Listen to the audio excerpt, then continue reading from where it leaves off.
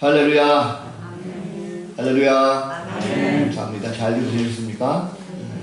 비록 날씨가 또 비가 오지만 그러나 봄을 제쳐가는 또 아름다운 꽃들을 피는 그런 생명 있는 비가 아닌가 생각이 듭니다. 오늘도 함께 하신 모든 분들 진심으로 사랑으로 축복합니다. 현장에 못했지만 가정에서도 함께 주문하는 모든 성도들도 함께 하시고 함께 동참한 것에 대해서 진심으로 감사합니다.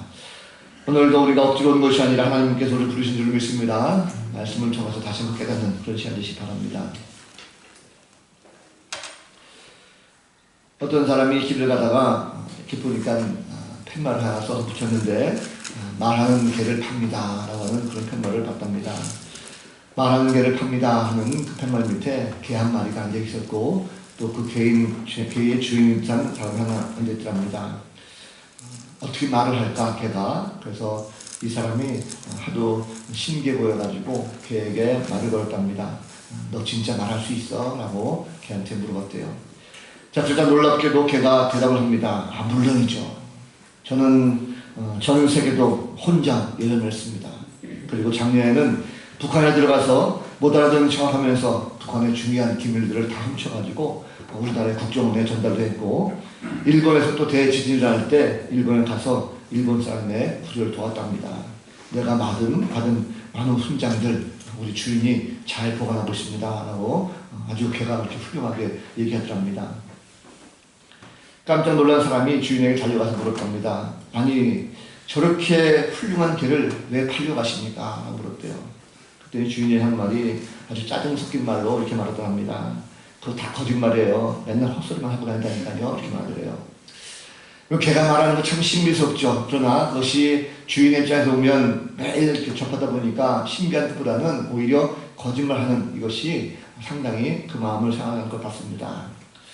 기적이라고 하는 것, 우리가 매일 보는 것, 어찌 보면 처음 볼 땐 굉장히 신비스럽기도 하고 또 정말 놀랍기도 하지만 매일 그것을 접하게 되면 그 기적에 대한 어떤 기쁨, 그걸 놓칠 때가 참 많습니다. 세상 사람들은 예수를 모르죠. 그래서 예수를 전할 때 그 예수를 접하게 되면 놀랍게도 정말 그러신 분입니까? 라고 놀랄 때가 있습니다. 근데 우리는 어느 순간부터 예수를 믿고 우리가 구원받았다라고 하는 이 사실에 대해서 잊어버리고 그 기적의 신비한 시험들을 잃어버리고 그저 묵묵히 살아가는 것은 아닌가 생각이 듭니다. 십자가에 달려 들어가신 후에 다시 사셨다고 하는 이 부활의 신비, 이 사건은 우리가 매일매일 마음속에 담고 감사하고 감격하는 그런 모습이 되야 될 것입니다. 오늘 종료주일이고 또한 고난주일입니다. 예수님께서 십자가의 죽음을 앞두고 예루살렘에 입성하실 때에 백성들은 종려나무까지를 흔들면서 호산나 다윗의 아들은 예수여 하면서 그걸 반겨했습니다. 그래서 종려주일 이렇게 말하기도 합니다. 한편으로는 본격적으로 예수님의 고난이 시작된 절이기 때문에 바로 고난주의다라고 말하기도 합니다. 우리가 고난주의를 맞이해서 다시 한번 예수님이 누구신가 라는 것을 깊이 한번 생각해 보시고 또 들여다볼 수 있는 그런 시간 되시기를 주님의 이름으로 간절히 축복합니다. 자, 베드로와 요한이 성전에 기도하러 올라가다가 나면서부터 걷지 못했던 한 장애인을 고쳐주죠. 성전 미문에 앉아서 구걸하던 그 장애인을 고쳐주자 많은 사람들의 시선이 베드로와 요한에게 주목하기 시작했습니다. 그래서 베드로가 솔로몬 행각에서 바로 이 모든 사건을 낱낱이 설교하면서 예수가 누구인가 하는 것을 유대인들에게 선포했습니다. 자, 그러자 그날 놀랍게도 성경에 보면 5,000명이나 회개하고 돌아오는 구원받는 이런 역사가 나타나겠습니다. 자, 이때 부활을 설명하다 보니까 부활을 믿지 않았던 사두개파 사람들이 사도들이 부활을 말하는 것을 보고 싫어해서 그들을 잡아다가 옥에 가두게 됩니다. 자, 옥에 가뒀을 때에 오늘 본문은 그 이튿날 다음날이 되어져가지고 대제사장을 비롯한 모든 관리들, 장로들, 서기관들 다 모입니다. 이것은 산헤드린 공의를 말합니다. 당시의 산헤드린 공의는 법을 만들기도 하고 집행하는 최고의 권력기관입니다. 모든 권력기관의 사람들이 다 모여서 거기에서 이 사도들을 신문하는 그런 장면으로 시작되죠. 자, 산헤드린 공의의 사람들이 사도들에게 너희가 무슨 권세와 누구의 이름으로 이 일을 행하느냐라고 묻습니다. 그러자 베드로가 성령 충만해서 나사렛 예수 그리스도의 이름으로 이 사람이 건강되었다. 그리고 다른 이름으로는 구원받을 수 없고 천하 사람 중에 구원받을 만한 사람은 바로 예수 그리스도밖에 없다. 그 이름밖에 준 것이 없다라고 말합니다. 자, 이 이야기는 우리가 많이 알고 있는 얘기지만 사실 곱씹어 보면 이런 때 생각이 듭니다. 병자를 이 사람이 고쳐준 것은 참 놀랐지만 지금 베드로의 행동을 보면 굉장히 기고만장한 이런 모습이 보이죠. 자, 예수밖에는 다른 사람들에게 아무에게도 구원이 없다라는 말은 굉장히 획일적이기도 하고 또 이기적인 것 아니겠습니까? 예나 지금이나 보면 우리가 자신을 믿는 종교, 이것은 굉장히 소중하게 생각하고 그것이 진리다라고 외치는 사람이 있습니다. 그러니까 내 자신이 우리가 예수를 믿고 있으면서 예수님만이 구원자다, 예수님만이 우리를 구원할 수 있다라고 한다면 다른 사람들이 볼 때 우리를 광적이다, 그건 미쳤다 이렇게 말하는 게 참 많죠. 하나님께서 온 세상에 구원받을 만한 다른 이름을 주신 적이 없다라는 것은 결국은 종교적인 다툼을 가질 때가 참 많습니다. 오늘날 사람들이 알 수 없는 신비한 세상을 바라볼 때가 참 많습니다. 그래서 미래에 대해서 관심이 참 많죠. 특별히 죽음 이후의 세계에 대해서 오래전부터 관심이 많이 있었습니다. 때로는 이해할 수 없는 어떤 신비한 사건들, 이런 것들이 많이 일어나고 있어요. 자, 그럴 때 사람들은 현실적으로, 과학적으로 그것을 해결이 안 되면 보통 그 마음속은 신에게 의지하려고 하는 그 마음이 많이 있습니다. 그래서 지역적으로 전 세계적으로 분포해 살다 보면 각자의 풍토라든지 환경에 맞는 그런 신들을 만들기도 하고 또 새로운 신들을 찾기도 합니다. 자, 이 세상에 보면 피부와 언어가 다른 많은 사람들이 살고 있습니다. 그러다 보니까 다양한 종교가 있고 다양한 신들도 있습니다. 중요한 것은 과연 그 가운데 어떤 신이 참 신인가라는 거죠. 어떤 종교가 참 종교나 어떤 신이 참 진리인가라는 것입니다. 각자가 믿는 신이야말로 내가 믿는 신이 정말 참 신이다, 참 구원자다 하면서 종교적인 우월감을 가진 사람들이 많습니다. 그러다 보니까 서로 다른 종교가 들어오게 되다 보면 마찰하게 되고 그 종교를 경계하게 되고 배척하게 되는 거죠.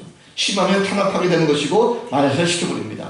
그래서 다툼을 없애기 위해서 나타나는 것이 바로 다원론입니다. 다원론이라는 것은 구원의 방법이 여러 가지가 있다는 것입니다. 모든 종교는 다 똑같다. 왜냐하면 모든 종교들이 다 선을 추구하는 것이지 악을 추구하는 것이 아니 않느냐. 결국 선을 추구하는 것은 다 똑같다. 결국 목표는 같은데 방향은 다를 뿐이다. 이런 말을 하고 있습니다. 예를 들면 우리 신앙생활 처음 하신 분들에게 좀 쉽게 설명하기 위해서 이런 얘기 많이 하죠.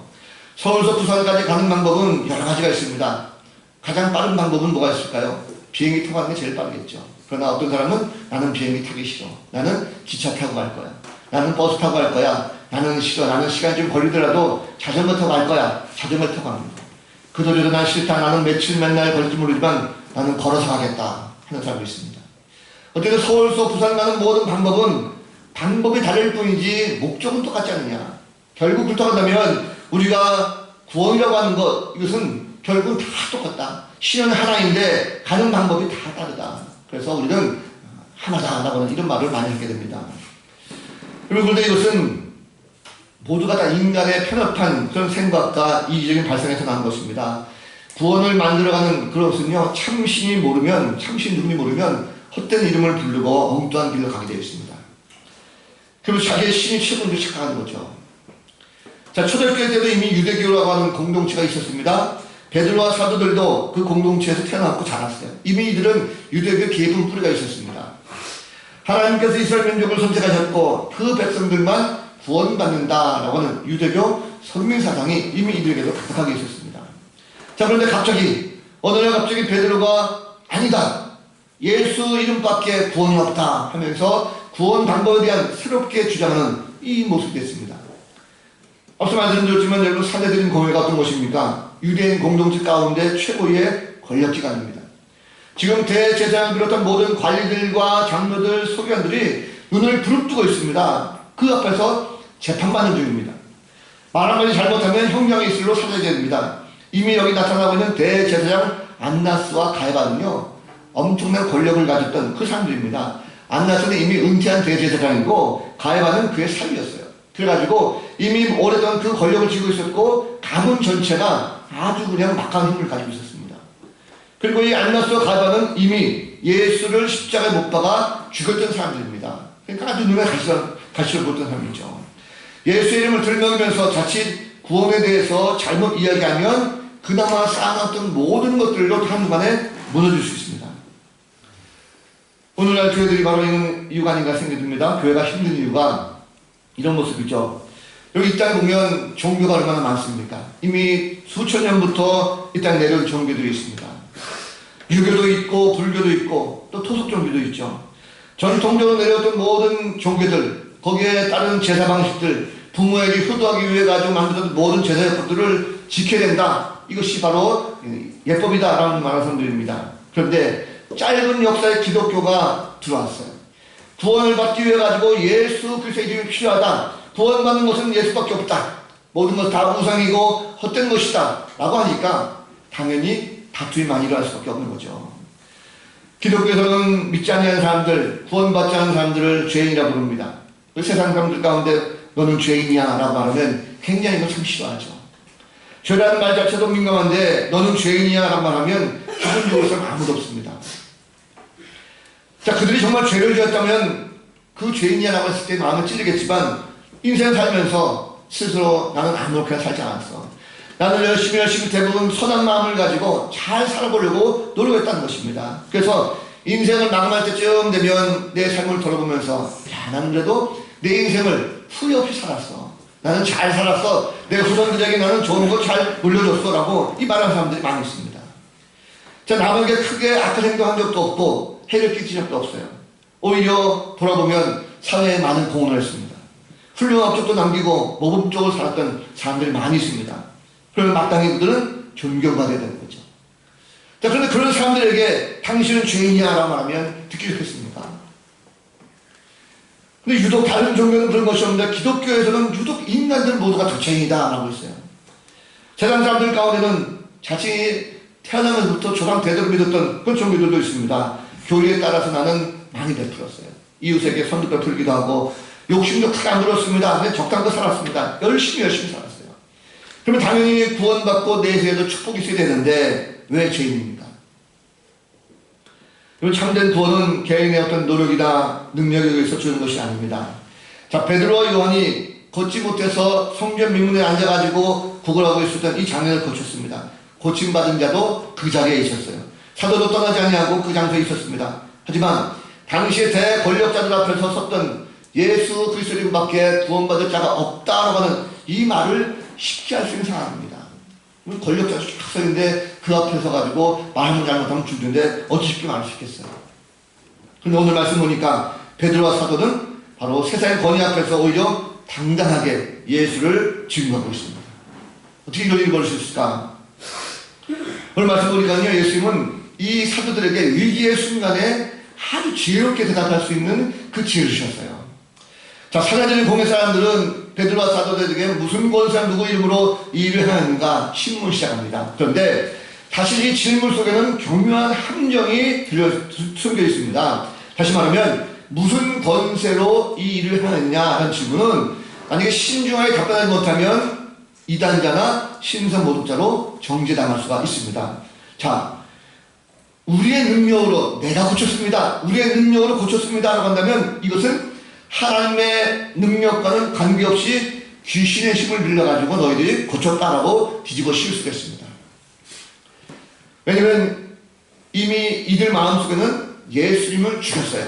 예수님이 살아계셨을 때에 행했던 이적들, 마태복음 9장에 보면 예수님께서 귀신 들린 자에 고쳐주는 장면이 나옵니다. 근데 이 장면도 이들은 예수님께서 귀신의 힘을 빌려가지고 고쳤다라고 하는 덮어씌우기의 명수였습니다. 그렇기 때문에 베드로와 이 사도들이 잘못된 답한다고 하면 너희들은 이단자야. 하나님과 별개로 너희들은 잘못됐어 하고 귀신의 힘을 빌려가지고 너희도 고쳤다라고 해가지고 정죄할 수가 있습니다. 그렇기 때문에 굉장히 조심스럽게 대답을 해야 된다는 거죠.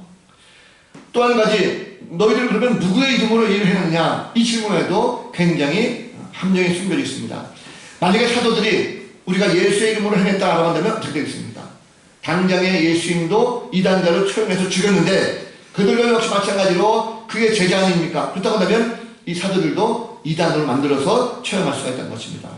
자, 그래서 이들은 어떻게 대답을 하든지 간에 이들은 잘못 걸리면 쉽게 죽을 수밖에 없는 이 상황입니다. 자, 그런데 오늘 말씀 보니까 베드로는 성령이 충만했다 말했어요. 주님께서 성령 충만케 하셔서 이들 가운데 대답을 이들이 한 말이 있습니다. 자신들이 한 일은 착한 일이다 라는 생각이 있어요. 자, 이런 굉장히 중요합니다. 왜냐하면 가난하고 어려운 이웃을 도와주고 구해주는 것은 선한 일이고 좋은 일입니다. 그래서 베드로가 말하는 것은요, 이것은 결코 율법에 해당되지 않는다라는 것을 먼저 얘기하고 있습니다. 자, 베드로는 나면서부터 걷지 못한 사람, 이 거리 장애를 고쳐주고 이 사람을 구원해준 것은 내가 어떤 능력을 가지고 잘못된 것이 아니라 가난한 자들을 구해주고 그렇기 때문에 율법에 합당한 이것을 당신들이 알지 않느냐, 이 뜻으로 해석할 수가 있습니다. 착하고 선하고 의로운 일은 정지할 법이 세상 그 어떤 것에도 없다는 것입니다. 자, 이 세상 어떤 불안한 권력이라 할지라도 남을 돕고 선행을 한 것에 대해서 그 사람을 잘못했다, 죄인이라고 정지하는 것은 할 수가 없다는 것입니다. 자, 여러분, 그러면 우리도 만일 베드로 같은 이런 입장이 된다고 한다면 우리가 혹시라도 예수를 미워하고 혹시 기독교를 핍박하는 사람들 앞에 섰다고 한다면 우리가 어떻게 대답을 해야 될 것인가? 요즘 코로나19 때문에 많이 기독교가 욕하고 있죠. 기독교가 진범이다, 코로나를 전파하고 있다면서 많은 사람들이 교회를 욕하고 핍박하고 있습니다. 그렇다고 해서 우리가 예수를 전하지 않을 겁니까? 아닙니다. 우리도 기도하고 담대하게 이 모든 것에서 주님을 증거하는 성도가 될 것입니다. 기독교의 신비 가운데 하나가 바로 하나님의 아들이 인간으로 오셔서 인류의 모든 죄를 다 담당하시고 친히 십자가에서 죽은 사건입니다. 하지만 세상 사람들이 이것을 모르죠. 오히려 거부하는 사람들이 참 많습니다. 때로는 예수 그리스도의 고난을 전하다 보면 핍박당할 수가 있습니다. 부활을 말하다 보면 거짓말한다라고 해서 백당할 수 있습니다. 그래서 그때에 우리가 뒤로 후퇴하지 마시고 성령을 의지하시기 바랍니다. 그래서 베드로 이것을 가만히 한번 해보십시오. 이들은 처음부터 지혜가 있었던 사람들은 아니었습니다. 그들이 예수 믿고 얼마나 핍박했던 사람들입니까? 그런데 성령으로 충만했을 때 지혜롭게 대답할 수가 있었습니다.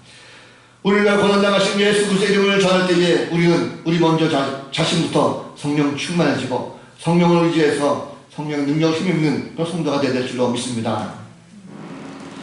또 한 가지, 주님의 이름을 이제는 담대하게 증거하게 하십니다. 자, 무슨 권세와 누구의 이름으로 걷지 못한 자를 온전히 했느냐? 이 사내들은 공의 질문에 먼저 자신이 한 일은 착한 일이었다라는 것을 말하는 베드로는 이어서 바로 너희가 죽였던 예수의 이름으로 이 일을 행했다라고 말하고 있어요. 자, 이것은 참으로 위험한 대답이죠. 앞서 말씀드린 대로 자칫 바리처럼 목숨이 날아갈 수 있습니다. 저들의 함정에 빠지는 것입니다. 자, 그런데 왜 이렇게 대답합니까? 베드로가 이 분위기를 파악하지 못해 들었습니까? 아니죠. 베드로는 만일 예수의 이름으로 내가 이 일을 행했다고 대답하면 예수님을 이단으로 처형했기 때문에 너도 마찬가지로 그의 추종자다 하면서 사형송을 낼 수가 있다는 것입니다. 자신도 이단으로 정죄받아가지고 죽을 수가 있다는 것 이미 알고 있었어요. 자, 그리고 그것은 곧 내게 죽음을 담보한다는 것을 이미 알고 있었습니다. 자, 그런데도 베드로의 설교의 내용을 보면 조금도 망설임이나 주저함이 없이 담대하게 바로 예수의 이름으로 이를 행했다고 답변하고 있습니다. 뿐만 아니죠. 너희가 십자가에 못 박고 죽인 예수께서 부활하셨다라고 해서 오히려 부활을 말하면서 사내들인 회원들의 그 죄가 얼마나 큰 것인가라는 것을 직접적으로 거기서 지적하고 있습니다. 굉장히 담대한 거죠. 베드로 어떤 인물입니까? 전에 예수님께서 십자가에 달려 돌아가시기 전에 3번씩이나 예수님을 부인했던 인물입니다. 자기 목숨을 지키려고 예수님을 배반했었고 철저하게 도망다녔던 큰 인물이었습니다. 숨어나던 인물이죠. 그때의 베드로와 비교해보면 엄청난 변화를 가져갔습니다. 왜 그럴까요? 전에는 예수의 이름의 능력을 그가 몰랐습니다. 단지 예수님은 내가 따라갔던 스승, 그분은 정치적으로 경제적으로 우리를 해방시키고 싶은 이런 마음을 가지고 있었어요. 그러나 십자가 달려 돌아가신 예수님을 직접 보았고 사흘 만에 부활하신 그 주님을 만났습니다. 승천하신 그 예수님께서 다시 오시겠다고 약속하신 그 약속을 믿었고 성령을 선물로 받았습니다. 성령 충만하게 됐을 때에 그가 변했다는 거죠. 성전 미문 앉아있던 그 사람을 자신의 능력을 세우는 것이 아니라 내가 비록 가진 것은 없지만 나서야 예수 그리스도의 이름으로 너를 내가 일으켜 세울 것이라고 하는 예수의 이름으로 세워뒀을 때에 그 능력이 얼마나 큰 것인가를 그가 알게 됐다는 것입니다. 여러분, 우리는 베드로와 같이 대적자들 앞에서 담대하게 주의 이름을 증거할 수 있어야 될 것입니다. 담대하게 주의 권능과 주권과 영광과 은혜를 선포할 수 있어야 되는 것입니다. 왜 우리가 대적들 앞에서 담대해야 될 것인가? 주의 이름을 가지고 증거하는 모든 것들은요, 흠잡을 수 없는 바로 진리이기 때문에 그렇습니다. 세상의 많은 종교들은 거짓이요 자신들의 이익을 선포하지만 예수 그리스도를 믿고 선포하는 이 모든 것들은요, 세상에 가장 진리이고 그 어떤 것으로 결코 그것을 해할 자가 없다는 것입니다. 중요한 것은 베드로와의 요한과의 변화입니다. 내가 예수 믿고 변화되지 아니하고 그냥 옛 모습 그대로 전하는 것이 아니라 먼저 내가 변화되고 그리고 나서 그 삶을 보이면서 담대하게 선포할 때에 그 능력은 더욱더 나타나게 되었다는 것입니다. 우리가 그렇다면 예수의 이름으로 먼저 은혜 받고 구원받은 백성으로서 나 자신이 성령으로 충만한 모습이 필요한 것입니다. 뿐만 아니라 내가 정말 은혜 받고 돌아섰다면 이제는 많은 사람들 가운데 사랑을 베풀고 선행과 구제와 함께 이웃에게 덕을 쌓는 그 칭찬받는 이런 사람으로 바뀌어진 모습, 이런 모습을 가지고 있을 때 예수 그리스도의 이름을 가지고 선포하는 모든 것들이 그들 가운데 감동을 줄 수가 있고 감화시킬 수가 있다는 것입니다. 우리가 그런 성도만이 어떤 자들 앞에서도 베드로 사도처럼 담대하게 주문 전부할 수 있는 사람임을 알고 주의 은혜와 영광을 선포할 수 있는 복된 성도들 다 되시기를 주님의 이름으로 간절히 부탁을 드립니다. 자, 베드로 이제 마지막 선포한 것이 무엇입니까? 다른 이로서는 구원받을 수가 없나니 천하 사람 중에 구원받을 만한 다른 이름을 우리에게 주신 것이 없다 말하고 있어요. 예수 그리스도만이 바로 이스라엘과 많은 백성을 구할 수 있는 유일한 구원자이다, 구세주이다라고 선포하고 있습니다. 그럼 이 선포 속에 가만히 보면 베드로 사도의 굳건한 신앙을 잘 볼 수가 있죠. 세상에 수많은 종교가 있습니다. 그러나 그런 종교들 가운데 예수를 구주로 섬기는 기독교만이 인류에게 확실한 구원의 길을 열고 있습니다. 제공하고 있습니다. 세상의 다른 모든 종교들은 인간의 사색과 인간의 수행을 통해서 생겨난 종교입니다. 결코 구원의 길을 제시해주지 못하고 있습니다. 그런데 우리가 믿는 예수 그리스도 기독교는 확실하게 구원의 길을 제시할 수가 있습니다. 이것은 인간이 꾸며낸 종교가 아닙니다. 사람들의 지식에서 난 종교가 결코 아니라는 거죠. 하나님의 친히 직접 우리 가운데 나타나시고 우리 가운데 찾아오셔서 하늘의 구원의 비밀을 선포하셨고 그리고 인류 구원에 대해서 직접 친히 말씀하신 그것이 바로 기독교라는 것입니다. 하나님의 아들이 내 죄를 대신 갚아주시기 위해서 십자가 달려 돌아가셨고 또 나를 천국으로 인도하기 위해서 부활하셨다라고 하는 이 확실한 부활의 복음이 유일한 구원의 진리다라는 것입니다. 그러면 성도들은 다른 종교에서의 비교점을 꼭 찾으시기 바랍니다. 다른 종교에서는 결코 구원의 길을 찾을 수가 없습니다. 오직 예수 그리스도밖에 없습니다. 그렇기 때문에 우리는 확실하게 그 길을 알려줘야 할 것입니다. 주님은 확실하게 말씀하셨어요. 요한복음 14장 6절 말씀 보면 이런 말씀이 있습니다. 예수께서 이르시되 내가 곧 길이요 진리요 생명이니 나로 말미암지 않고는 아버지께로 올 자가 없다 말씀합니다. 오직 예수 그리스도만이 길이요 진리요 생명 되시다 그랬어요. 주님밖에는 아버지께로 나갈 자가 없다고 말했습니다. 그리고 유교를 보면 유교는 예의 범절만 가르칩니다. 사소의 운명에 대해서는 가르칠 게 없습니다. 입을 다물고 있어요. 불교는 어떻습니까? 불교는 확실한 구원의 길을 모르기 때문에 죽은 자가 또다시 세상에 태어나서 그 죄의 업보를 가지고 다시 자기 손으로 해탈을 해야 극락에 간다라고 말하고 있어요. 다시 말하면 구원의 문이 없기 때문에 바람이 쳇바퀴 돌듯이 인생을 계속적으로 윤회한다라고 가르치고 있습니다. 또 유대교 이슬람교는 율법과 자기들이 정한 종교 규례를 반드시 지켜야 된다. 그래야 천국 간다라고 주장하고 있어요. 여러분 그런데 세상 내 사람들이 정해놓은 모든 율법들은요 완벽할 수가 없습니다. 그것을 다 지킬 수 있는 사람이 아무도 없어요. 그런데 기독교만이 확실하게 구원의 길을 제시할 수가 있습니다. 오직 예수 그리스도 이름만이 구원의 통로다라는 것을 말씀하고 있어요. 기독교는 인간이 꾸며낸 종교가 아닙니다. 하나님께서 우리를 사랑하셔서 친히 인간이 되셨어요. 내 죄를 대신 갚아주시고 온갖 조롱과 멸시를 다 당하시고 내 대신 십자가 달려 돌아가셨어요. 이런 얘기 있습니다. 독일 나치 죽음의 수용소 아우슈비츠 감옥 잘 아시죠? 사람들이 차례차례 가스실로 끌려가셨습니다. 어느 아침에 이름이 불린 사람이 있었는데 가연이 체크라는 사람이 있었어요. 이 가연이 체크라는 사람이 있었는데 이 사람이 독일군 호명을 받아서 이제 가스실로 끌려가게 됐습니다. 근데 이 가연이 체크라는 사람이 그 독일군 발을 붙잡고 사정했어요. 자기는 지금 젊은 아내와 있고 간단하기가 있습니다. 그러니까 죽어서는 안 됩니다. 나 좀 살려주십시오라고 간절하게 독일군의 발을 붙잡고 매달렸습니다. 도저히 안 될 것 같았어요. 그런데 이것을 보고 있던 한 사람이 조용히 다가오더니 군인에게 이렇게 말합니다.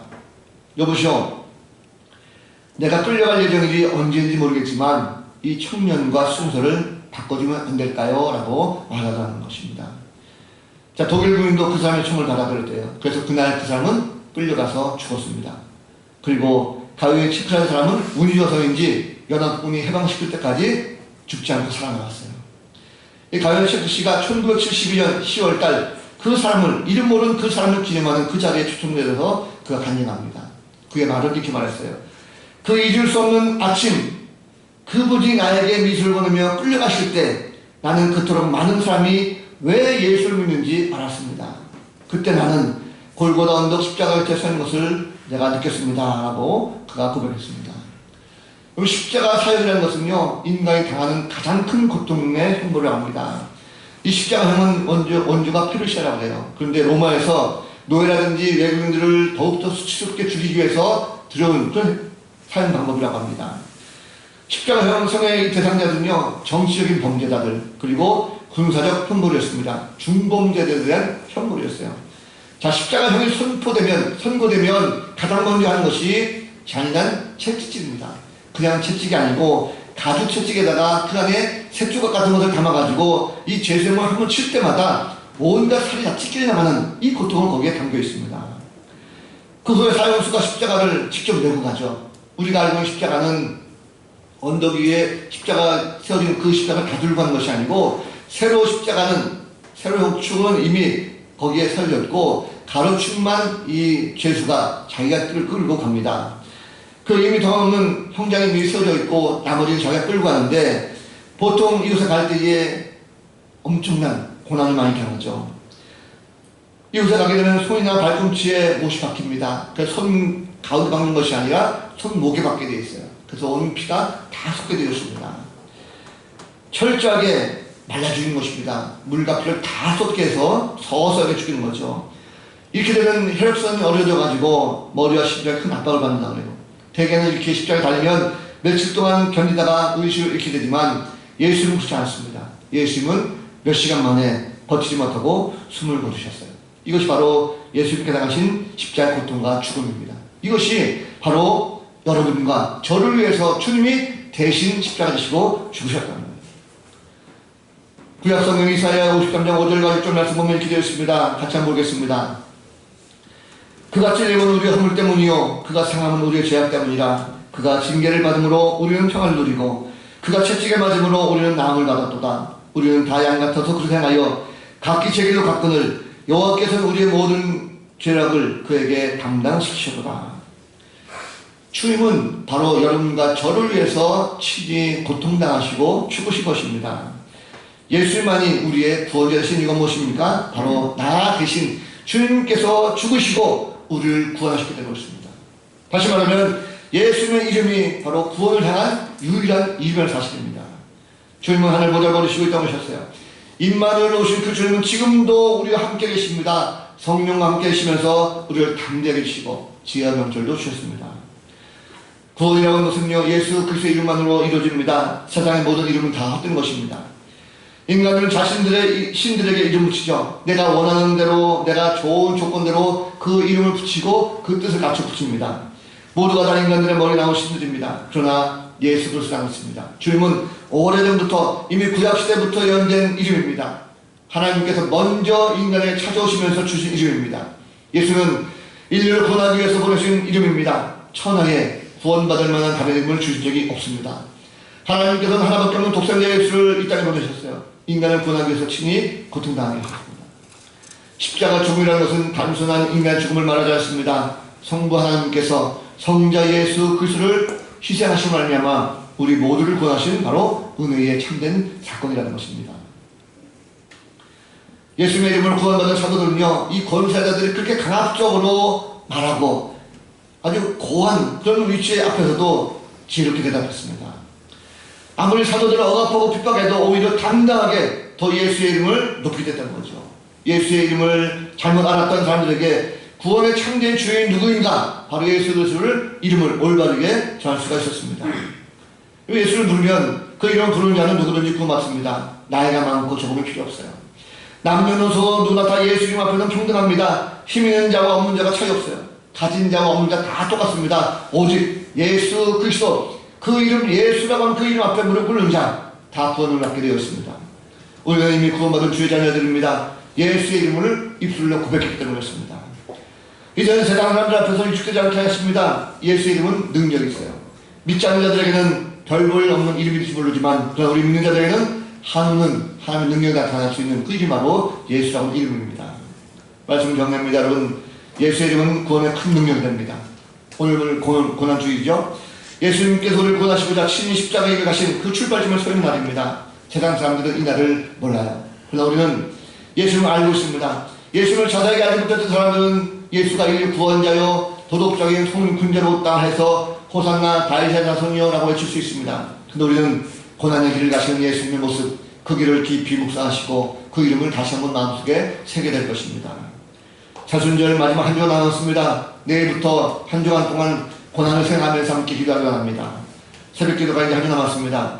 사순절 기도 동안에 우리가 함께 열심히 모여서 기도했지만 마지막 한 주 동안이라도 다시 한번 고난을 생각하면서 주님과 함께 기도하고 동행하는 그 삶이 되었으면 좋겠습니다.